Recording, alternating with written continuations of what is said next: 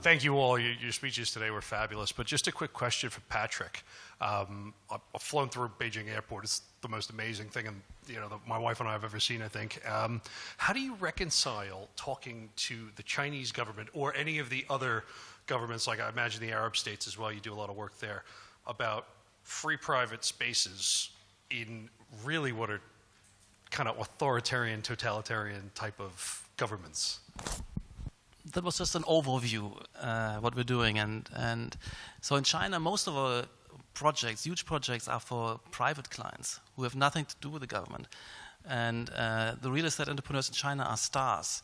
And they have huge following, and they're really very much freer to present product. So this is a kind of company called Soho China, small home office. And there, for instance, they've delivered a product which is totally open in the building throughout, whether this be the purchased units will become a retail unit, a residence, or an office, sprinkled throughout the tower.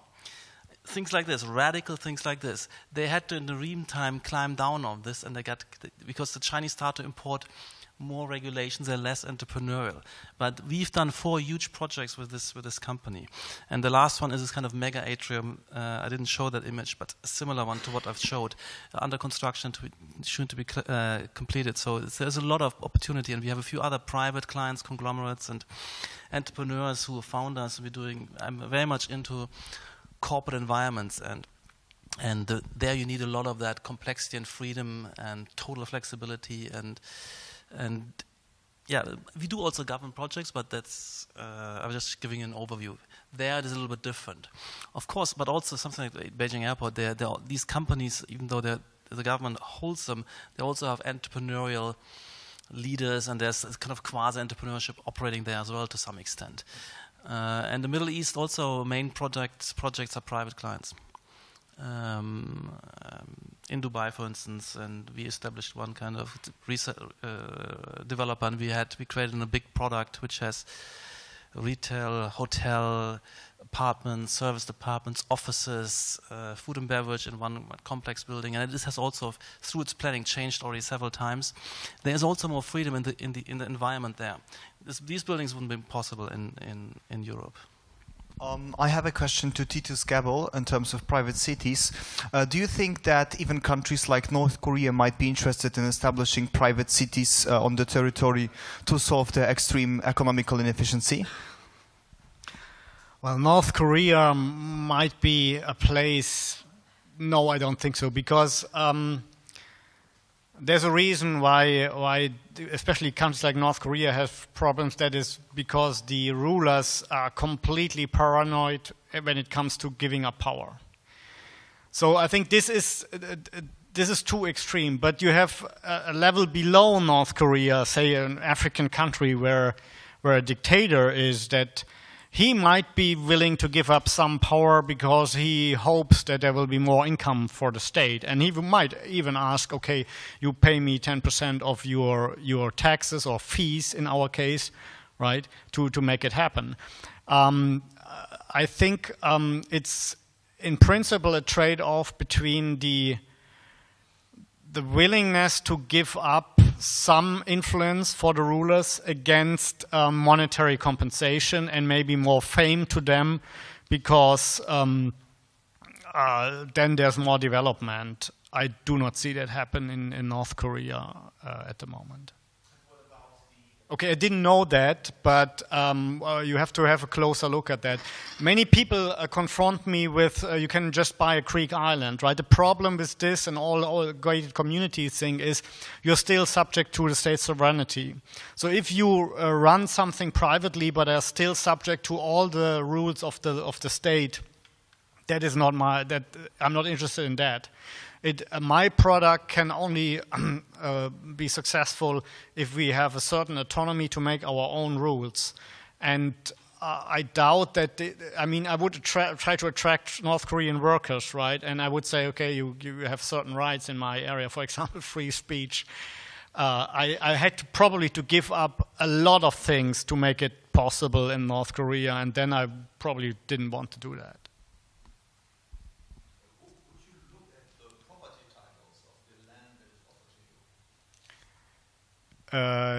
Yes, of course. I mean that. If the government is confiscated it, you would not stop it. I wouldn't say that. I mean, all land has sooner or later was confiscated by one party, right? I mean, that is the question you would have. You would have to make in a single case. But our normal case is that we would acquire land from landowners, and theoretically, it's not even necessary, right? Because you can say we only need to establish this legal framework, and the owners stay as they are.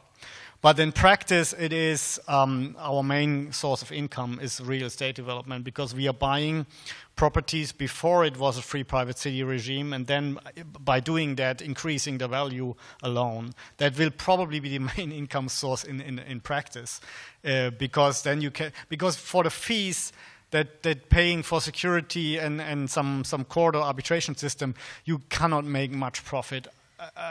As long as you have, say, not more than 100,000 people, then you would probably not make profit out of that. So, I don't know anything about North Korea, because I don't count what the journalists write about North Korea, but one cannot convince majority, but perhaps somebody convinced Mr. Kim. You know, in the dictatorship, the law can be changed from the day on, so perhaps something has changed.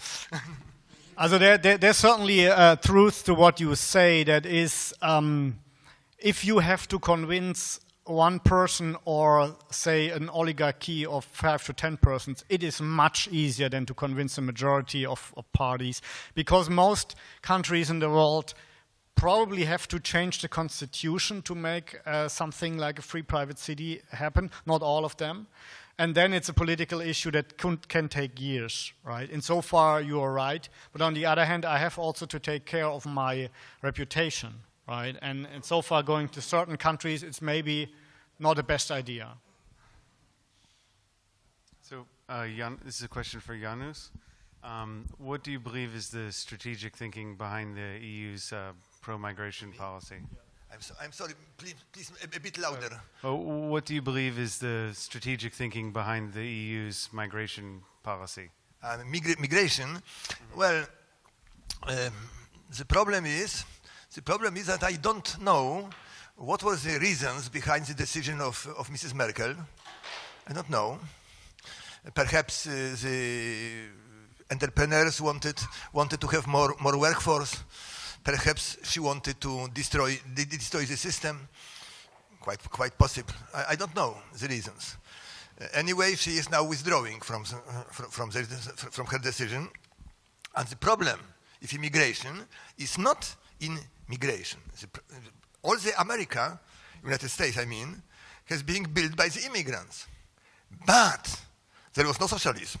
Those immigrants knew they will have no social benefits, no gratis school, no gratis medicine. If they work, they'll get money. They knew it. So only those who wanted to work hard went to the United States. In Europe, it's exactly opposite. If somebody comes to Europe and wants to work, he's expelled because he's taking a place from European. And if he wants social benefits, he's accepted.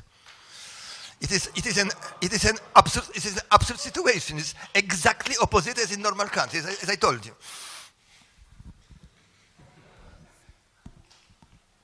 I have a question for Titus. Let's assume you sign the contract and you have a successful free city. How do you protect yourself against breach of contract by the other side? They decide to expropriate you.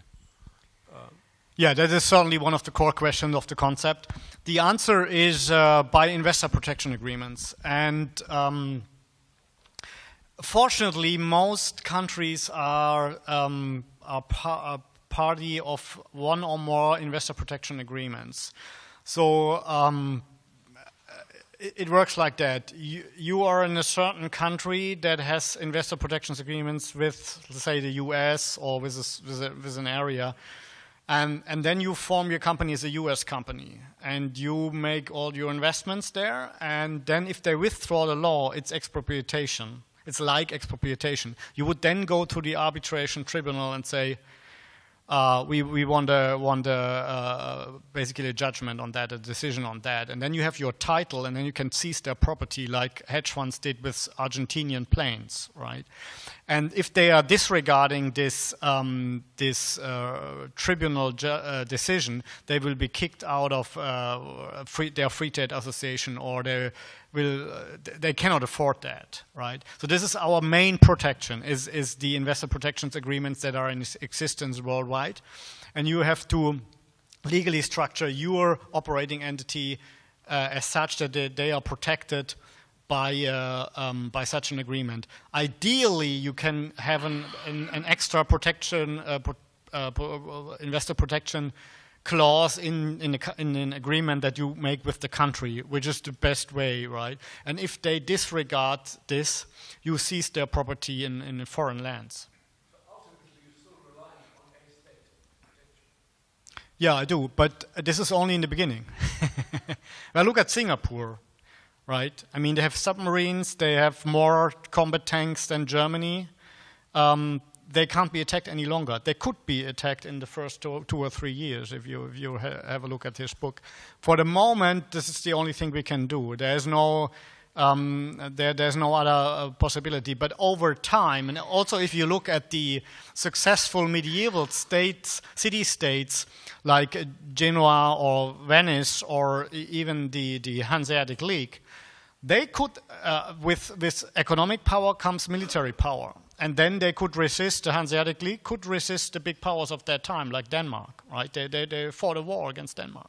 So if you have enough cities that are willing to support each other, I think then you don't have to rely on investor protection agreements any longer. But that is the reality at the moment. And it is, I'm very happy that this possibility is existing at all.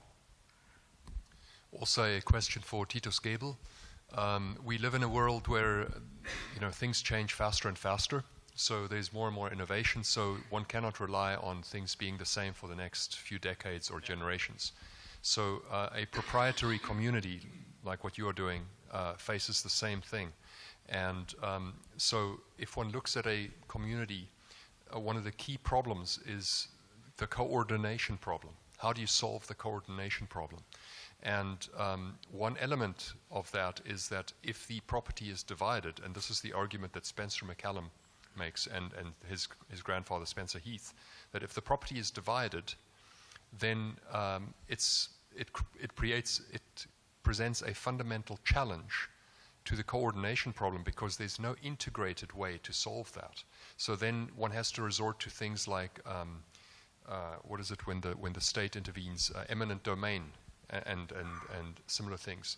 But so the model that he presents is that there's integrated ownership, so the entire area is owned by a single entity, the management company, which would be in this case your company, and then it rents the property, but the property doesn't belong to individual owners.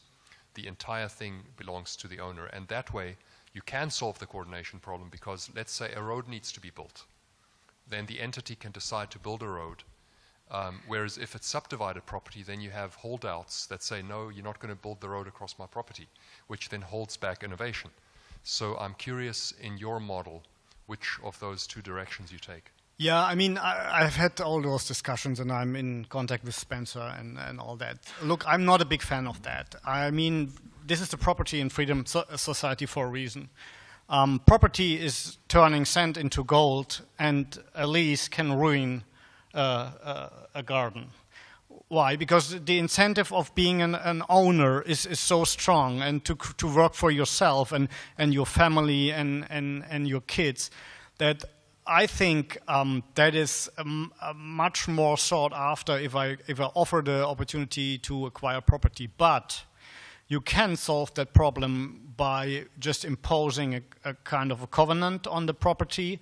Like say, okay, you have to follow the rules of the city, for example, right? If the new owner is not signing a contract, then this property transaction is considered invalid.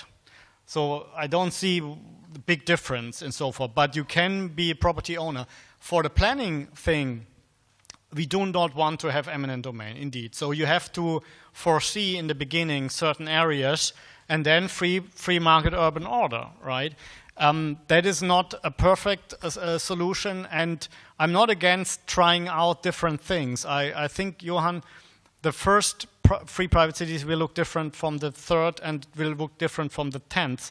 We will have to try out different models and see what works and what doesn't.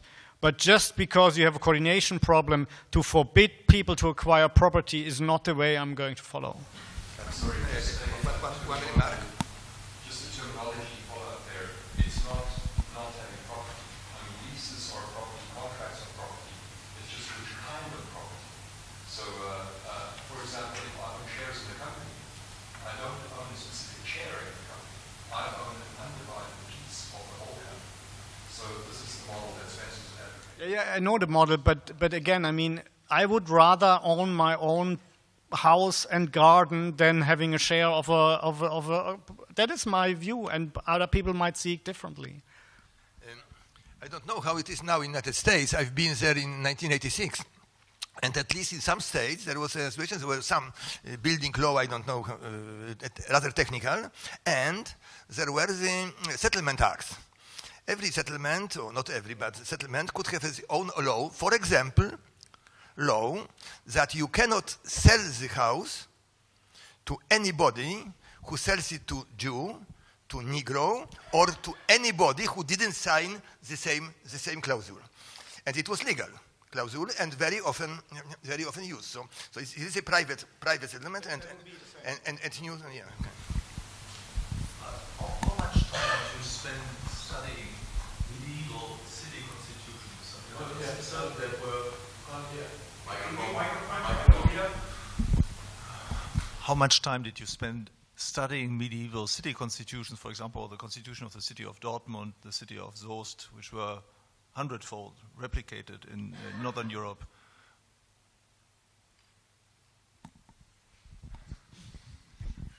I did some studies, especially regarding the Hanseatic League. They were copying, especially legal system of Magdeburg and Lübeck, which were the predominant cities at that time.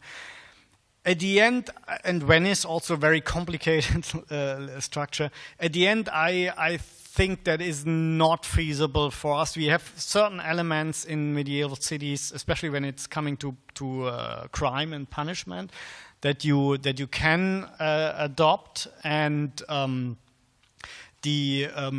insofar there are a handful of things where I think it's not a bad idea how they did it.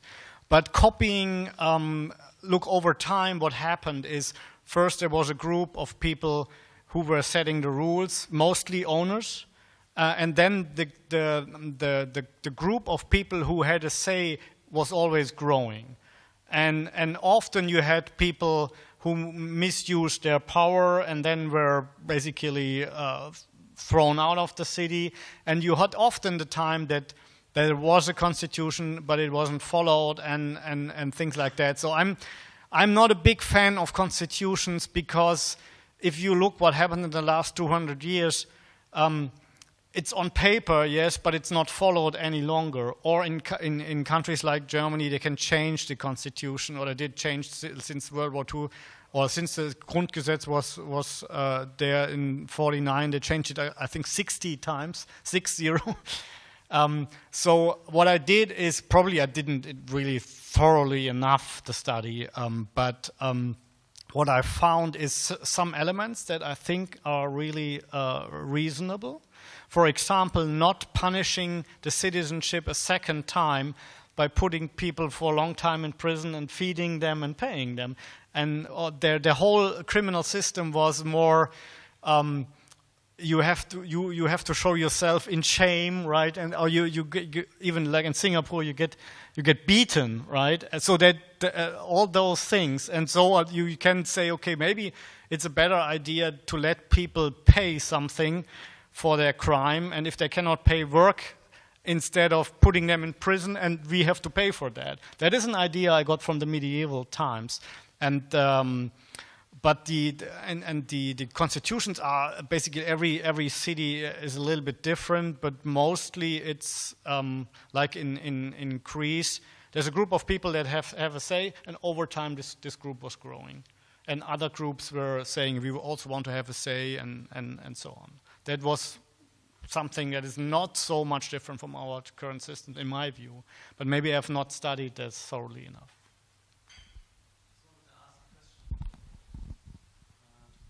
The first thing is, what I like about it initially, it comes as an offer, and you say there's a multiple of political sensibilities, ideas.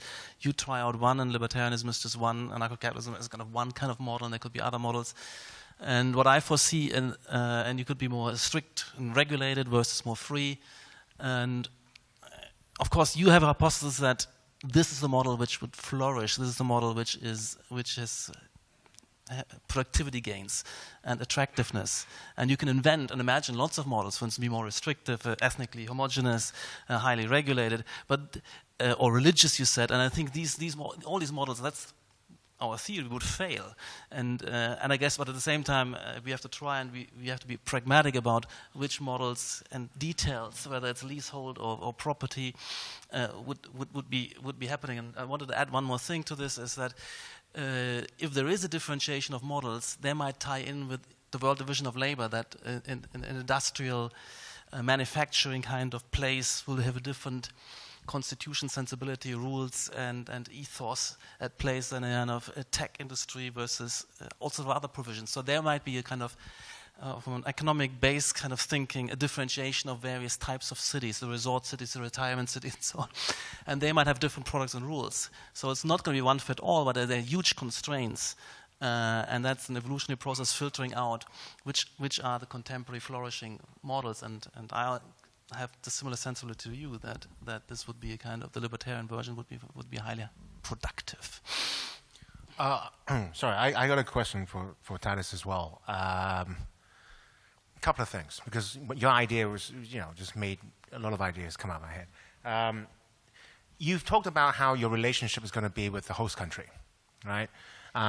And being from Hong Kong, I think one of the most important things is once your city-state is created, how does it seem credible to the other governments? For example, if a trade embargo was placed on your host country, would you be able, sort of like Hong Kong, be seen as to be so different that you will be exempt from it? And also the relationship in international banking as well. Would SWIFT be able to do business with the banks set up in your jurisdiction? Yes, we will be libertarians and we'll be like, whatever currency rules, then let them use the currency. But in Hong Kong, for example, our financial secretaries, we has this complaint about how 30% of the entire budget and bureaucracy now is dedicated in enforcing FATCA. Right. And so how would you be able to avoid having this particular, by intervened by foreign governments? And a more prosaic point, would the citizens in your city be allowed to carry guns around?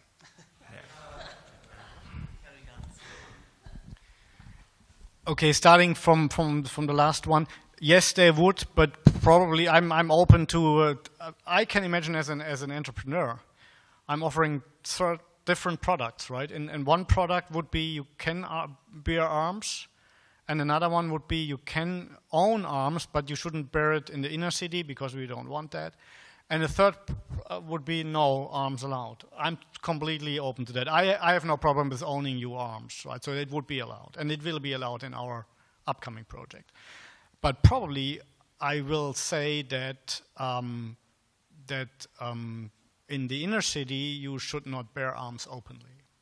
Okay, so this is again. There's no because this is not an ideological question. It's basically a question of taste, right? And you can say, okay, I don't like that. Your choice. You go to another place where it's allowed, right? If nobody here in this room will probably like 100% of my decisions that I make in this city, right? But you might like 85%, and this is compared to your current state where you like 10% of the decisions. The government, it's a big improvement. And then I would encourage you to start your own free private city, and we maybe set aside, if we have a large territory, an experimental field. I call it the freak zone, right? Where maybe the anarcho-capitalist can prove that security works, but if I go to people, for example, and say, a family is asking me, what about security? I say, well, you can bring your own security and you can choose your own law. Will this be attractive for families and investors? Probably not, right? So, but if you can, over time, develop this insurance model, maybe at the moment, for example, I'm also hearing that, yeah, insurance companies will take care of that. No, they won't, because they are not used to that model. They will maybe take care of that in 20 years from now. And I'm happy to help develop this industry, but at the moment, the best solution is the same as a cruise ship or Disneyland does. They have their own private securities. They have not multiple securities. So the other questions will be, if the host nation has a problem, isn't that also affecting us? Certainly this is a risk. What we will do from the beginning is to have ties with the respective institutions from the first world, be it the World Bank or all that, so that we don't get into troubles that we, for example, offering financial products which are forbidden everywhere else. So we have to make concessions, and so far I would keep them to a minimum, but what our idea is to appear as a first world entity. And if we have contacts to the respective institutions and embassies, etc., then it's easier for us to show that we are not part of this banana republic which is breaking all the international agreements they have signed. So you have your own Olympic team? No, look, eventually yes, but it's privately financed. I don't know if people would really spend money on that. But the point is, it would be threatening if we say we will have an own flag and an own Olympic team in the beginning. So we are starting at a special economic zone plus under the sovereignty of the host nation, and our best sportsmen will be part of their Olympic team. Over time, that might develop into a Hong Kong, and over time that might develop into a Singapore. Complete sovereignty, okay? Now from the ideological point of view, because not everybody understands the situation in Hong Kong. The free market in Hong Kong was introduced when Hong Kong was a British colony, and in absolutely no democratic way. It was the governor of the Hong Kong who has done it. Now, just before returning of Hong Kong to China, the governor of Hong Kong tried to introduce democracy in Hong Kong, just to make troubles to China. China protested against turning Hong Kong a democracy, and now there are the movements in Hong Kong who want more democracy. And what do they want? They want to have government-controlled prices. They want just a socialism. And China wants to stop democracy in Hong Kong. China wants to keep capitalism in Hong Kong. And this movement of umbrellas and so on, they want socialism. It's a strange situation, but it is as it is.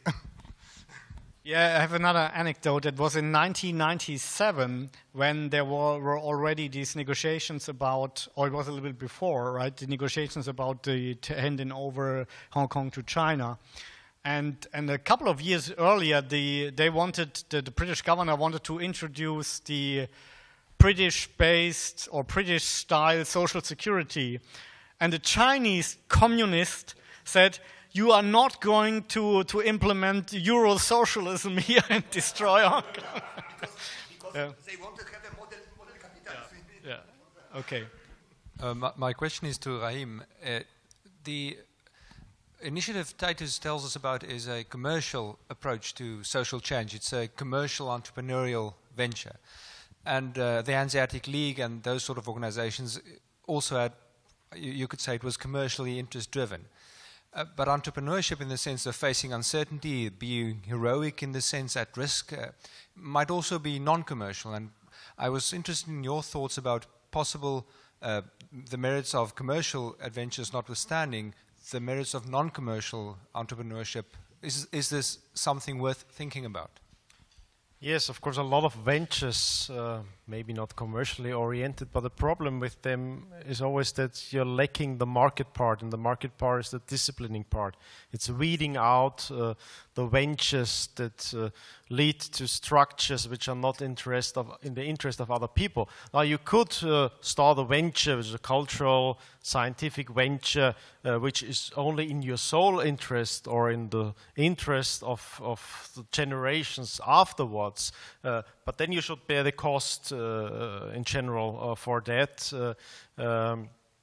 And of course, it might still be a venture. I don't think you can overextend the idea of the non-commercial venture to the political sphere. As Schumpeter has talked about the political entrepreneur, he very much focused that the entrepreneurs could be political entrepreneurs. But I think it's much better to put it in more succinct terms, like Professor Hoppe would call them crooks. And I think that's usually what they are, because they might be fabulous ventures and great ideas. But if you make other people pay for those things, I wouldn't really call it a venture.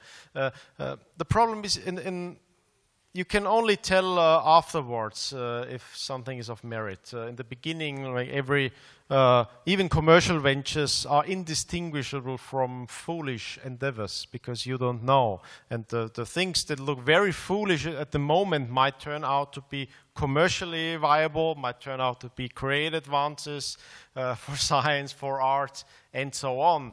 So I think it needs some kind of discipline, and it's either the discipline by having skin in the game yourself, or it's the discipline of the market that corrects the kind of narcissistic materialization of your own ideas, but potentially at the expense of others. And that always means that there are a whole lot of potential ventures that cannot be realized because you controlled the means that are lacking elsewhere and that you won't ever see. So of course there can be great results of political entrepreneurship, but I think economics tells us that there's a whole lot of things that we don't see, all those ventures that could be there but are not, because there's this great huge venture which might have something positive to it, but we don't see the whole cost and the true cost of that. I'm afraid it's not connected to Hungary, but seeing as the conversation is basically about free cities at the moment and about decentralization, I wondered if, as the premier historian here, Professor Stone would say whether he thinks that decentralization was an important part in what's been called the European miracle. Oh, it's a good one.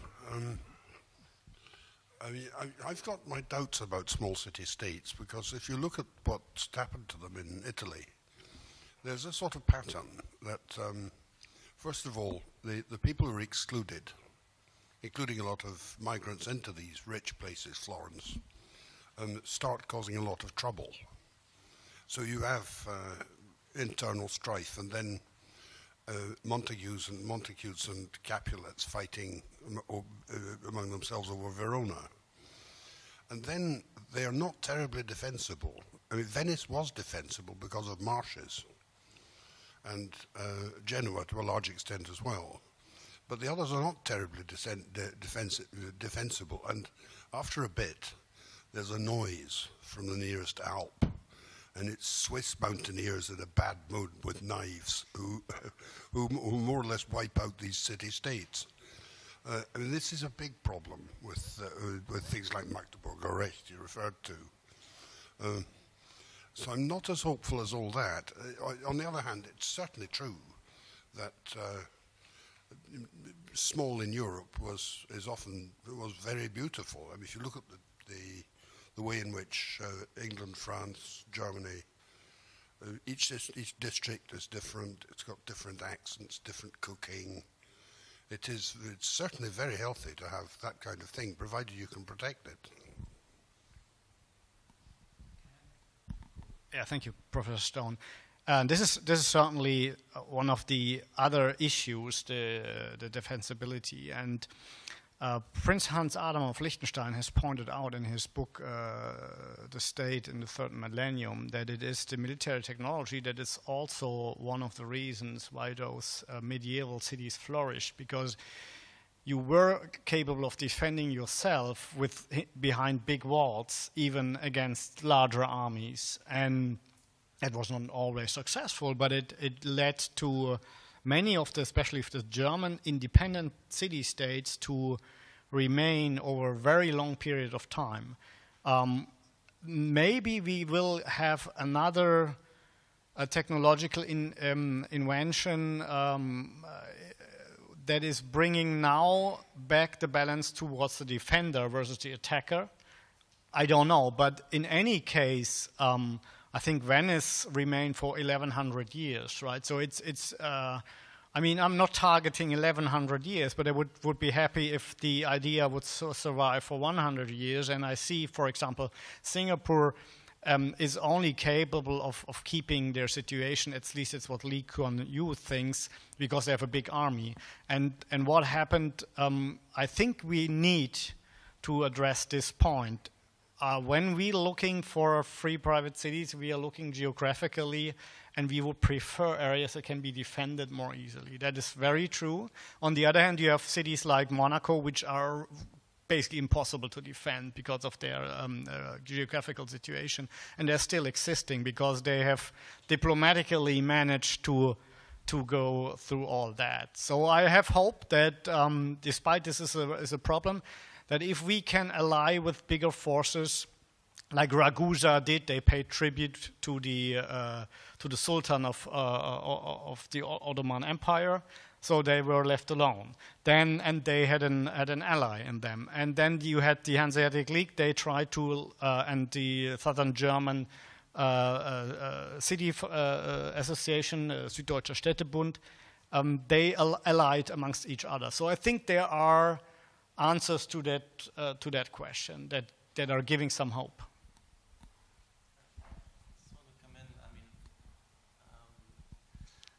The issue of violence and defense and so on is a big topic, and I feel if you look historically, there's something which is disappearing, I would argue, and will be totally gone, particularly within, let's say, within the advanced arenas of world civilization in places like Europe. Liechtenstein doesn't need an army, I'm sorry to say, and of course there is this kind of world of very uneven development and massive amount of backwardness, a lot to do with the tragedy of the colonies becoming independent under kind of socialist hegemony, and they all start on the wrong foot and remained backward and couldn't develop. And I think in terms of advanced civilization, also within a country, let's say there's defense, I think development would make that more and more unnecessary to defense. And I'm not sure if Singapore now needs a big army. I would question these notions, and also in terms of police force, prisons, and physical monopoly of violence, or establishing. You talked before that in terms of criminal justice and prisons and punishment and flogging and so on. I think this is outlandish to me in a civilized world. We still have a lot of violence in the Western societies, but where is it coming from? I think this will wash out, and in a free market society it wouldn't exist. It's unimaginable for any of us. We all live longer. We treasure our health. We would never consider physical violence as an option when we have our teeth kicked in or our legs broken. It's totally outlandish, and there will be very soft ways of freezing your account or. And the violence which is still in American cities and in the Western is purely the subsidizing of backwardness. It's 100% in my view is the welfare state which generates this violence, where everybody else violence is disappearing and en gros is disappearing. And the strange thing is that these kind of ghettos and brutality of ganglands and ghettos and crime and violence is a kind of post-60s, 70s, 80s kind of condition, and was on the way out through the 20s, 30s, 40s, 50s. So that would be something which is totally to disappear, and I think on the world development level as well. So I'm not sure if that's kind of an eternal condition, part of the human condition, kind of physical violence as a factor.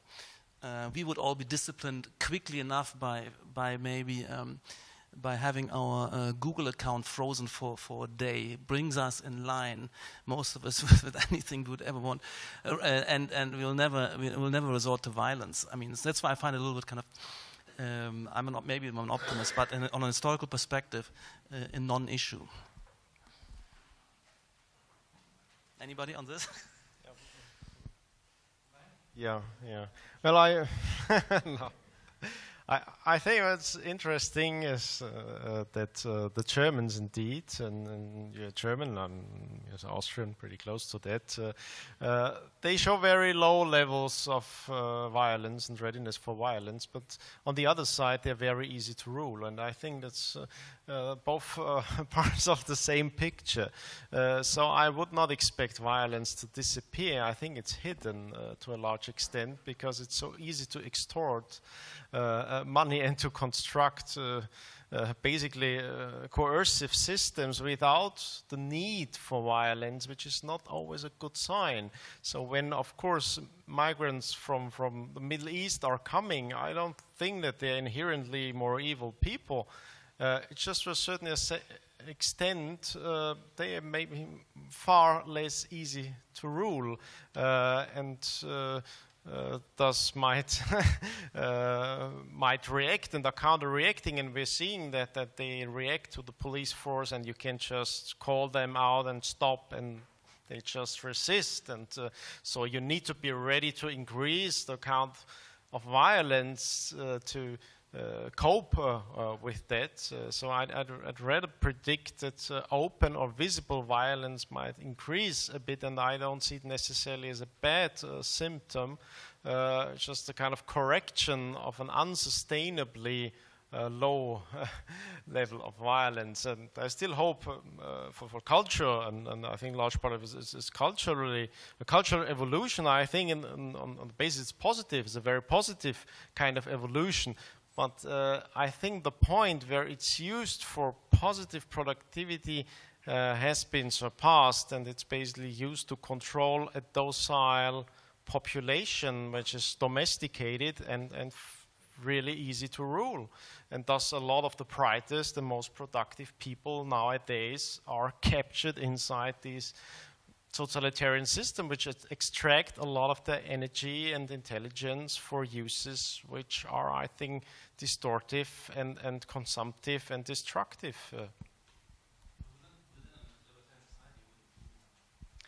Well, this is depending where you are, Patrick. I think if you are on a seastate with a selected crowd of libertarians, yes, probably no need to build a big force, but pirates, real pirates, right?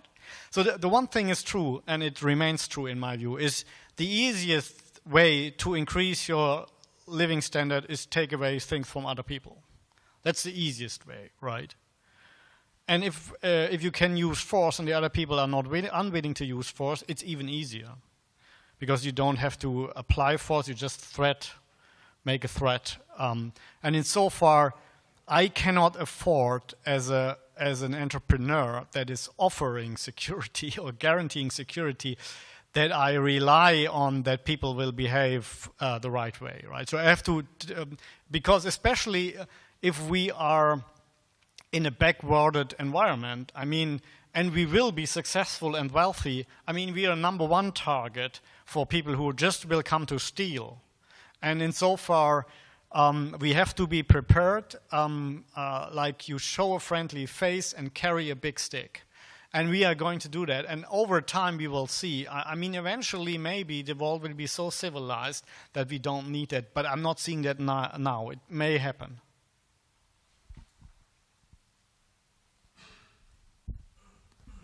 I just got one more question for Titus. You said that the majority of the income is going to be relied on selling land, either freehold or leasehold. What currency would the payment be settled in? And what currency would your civil servants be paid in? Yeah, good question. Basically, there won't be any currency that is mandatory for the residents to use, but we have to define a currency in which the payments are made, the fees are paid, or the civil servants are paid. So we would probably use a regional currency or one of the big currencies for that. But I have thought about a clause that we could also switch to payment in gold, right? Because if we say that there's a fiat currency that we are accepting payments in, I mean this currency can basically be devaluated over a couple of months, and then you have only this claim. So a fallback would be inflation adjustment by any kind of formula or by a provision that we can demand the payment in gold instead. In practice, I would say it will be one of the big currencies, for example, US dollar, but you can do amongst yourself whatever you want. If there's a cryptocurrency coming up that is established all over the world, I'm happy to switch to that, but for you, what you as residents would do, it's free banking. You use whatever currency you want.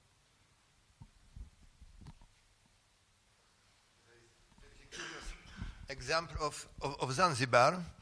Zanzibar was independent for several years and was trying to build socialism and began to print money because it is swallowed by Tanganyika, Tanzania. And the population began to use the silver thalers edited by Maria Theresa in Austria, but they used the Zanzibarian currency only for one aim: to pay taxes to the government. Yeah, that's in a way also the case here, right? Just a point, I may be wrong about, but I heard the IMF does not allow members to use gold as currency. And you mentioned applying to, first world organizations like the World Bank. And would you then not apply to the IMF? Or no, we wouldn't be a member, right? We would basically ride on the back of our host nation, but since we have the rights, this is a special zone. I mean, if they're making problems to us, we will see. But I would say this is only a backup clause. But I'm relatively sure we can figure out a way around that. So just a question for Patrick. So how do you envision the transition to destatizing or privatizing public spaces? The way all the privatizations have been happening, whether it's a postal service or television, it's you put out tenders and you look at bids and you go by the economic most viable bid. And I think it will be fascinating to and if they're overbid and somebody else picks up. And I was add to something this, and I think transformations which some of the cities should go through would be much accelerated. I'm working at the moment on something I call Walkable London and a kind of heavy pedestrianization project. And individually, I've talked to various entrepreneurs and councillors and people there. They would love a lot of streets would love that, and those people who live on the streets would be happy to see that. And that ties in beautifully, I think, with this. It would be a tendering process. Yeah, I have a question to the Eastern European countries and their situation, Hungary or Poland, concerning migration issues and their force to stay independent. Can we elaborate on this in a way, predicting the future? About the tensions within the EU, and can we dare, or can somebody of you dare a prognosis of how these tensions might end up sovereignty, which is a strong defendable issue still for quite freely or newly independent countries, and their tension within the European unity? Well, it is very difficult to see the future when there are different complots made by different groups of people. There is no natural processes here, and well, I hate the present Polish government There are Democrats who are against the rule of law. So I prefer to be protected by the laws and by the majority. But now they have seen what they have done, signing the Treaty of Lisbon, and they are now realizing my recipe. 5 years ago, 6 years ago, when I was asked what to do, when to get out of the European Union, I said, we don't have to get out. We should behave in such a way that they should start to kick us off the European Union. And they are doing exactly what I was doing. But there is, today, Mr. Asselrod, the Prime Minister of Foreign Affairs of Luxembourg, I told you, Luxembourg, Belgium, and Germany, they are the most, and he said that if Poland will behave this way, so the Poland should be out of European Union. But there's a problem. The Treaty of Lisbon doesn't have any way to get rid of a country. It's impossible, theoretically. So I don't know what will they do with this because it is formally impossible. So Polish government should ask for it, but surely they don't want to eat it because, I must tell you, the Poles are the nation which is the most pro-European from all the countries. So if this party would say openly that they want to get out of the European Union, they would lose the power. They cannot say it. They only say, we demand our national rights and so on and so on and so on. And they wait for European Union to kick the Poland off, which is impossible. So I cannot predict what will happen. Situation is absurd, and everything is possible. For example, there was a law of European Union that European Union cannot punish a country. To punish a country, they will have the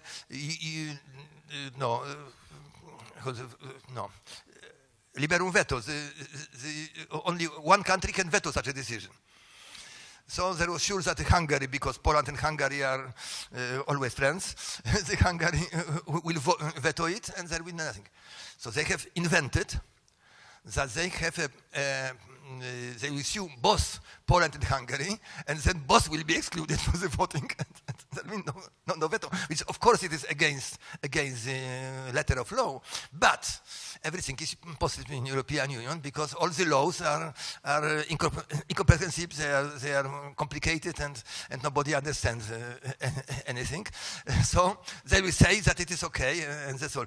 I cannot tell you what will happen. I am sorry. It is easier to see what will be done in 200 years with the climate, but I cannot tell what will be with the weather tomorrow and with the European Union after 2 weeks. Just as a follow-up to that previous inquiry, what do you see in terms of the Visegrad Group as acting as a counterblock within the EU? Either for security or as defense against the EU and its overtures? It is the question is not properly posed. We cannot act against EU because we are the part of EU. So you cannot pose the question this way. It is like say the Cornwalls acted against United Kingdom. It is impossible. So Polish government is not united. There are different factions in the ruling party, and there is very attack of the ruling person in party, which is Mr. Kaczyński, who is only a member of parliament. He is neither minister, nor prime minister, or anything, not a president. And they say it is an absolute situation. I said, no. During communist time, there was a first secretary who was only a member of parliament. He was neither prime minister, not the president, he was ruling. And exactly the same is Mr. Kaczyński, who is a president of the ruling party, and he is just a simple. So I cannot tell. I cannot answer that question. I really don't know. The golden rule in Poland is just try to do what you think it is rational now, and don't think about the future, because I cannot tell you. I'm sorry.